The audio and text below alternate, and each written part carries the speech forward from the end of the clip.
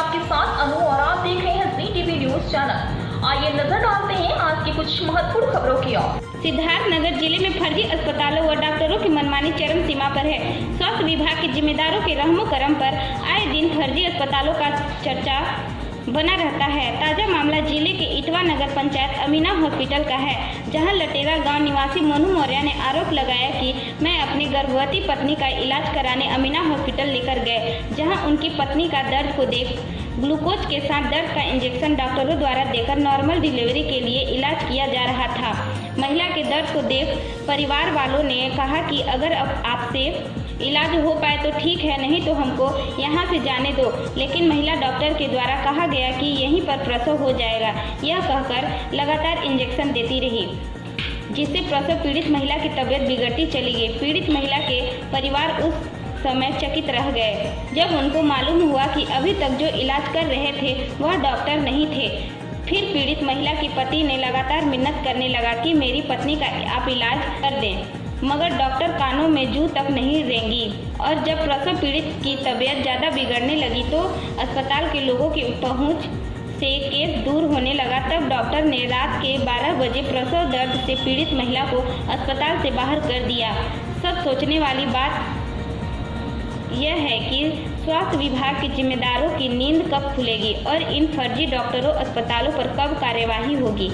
यह जिले में ये धंधा ऐसे ही चलता रहेगा, ये तो आने वाला वक्त ही बताएगा।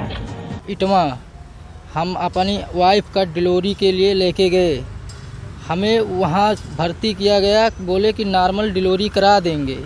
हमने कहा अगर नॉर्मल ना हो पाए तो हमें आप जवाब दीजिए, हमारे वाइफ का दर्द बहुत ज़्यादा है। कहें नहीं हम करा देंगे, सुबह तक कोई हिसाब से डिलीवरी हम करा के आपको नॉर्मल ही देंगे।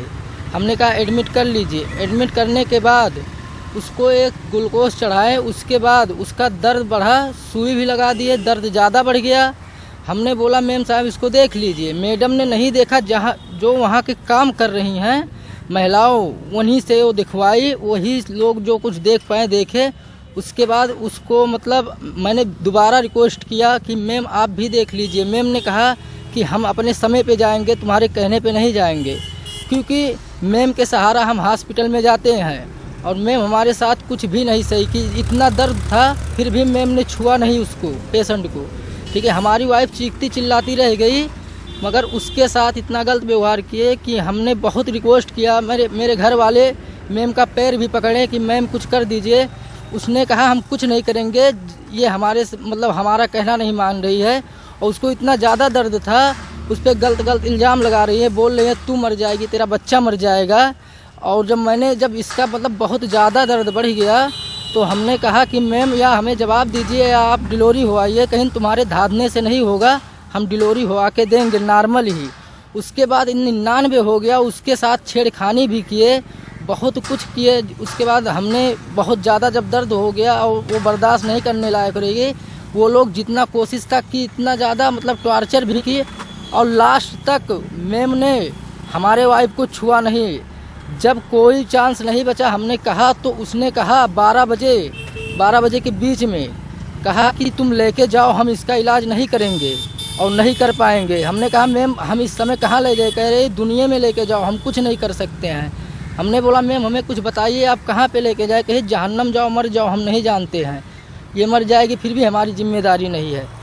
उसके बाद हमें वहाँ धक्का मार के निकाल दिया गया घर से, वहाँ से हॉस्पिटल से। हमारा पेशेंट वहाँ तड़प रहा था। मैंने बोला पकड़ के आप या किसी से पकड़वा के बेड पे करा दीजिए। उसने कहा मैं छूँगा नहीं।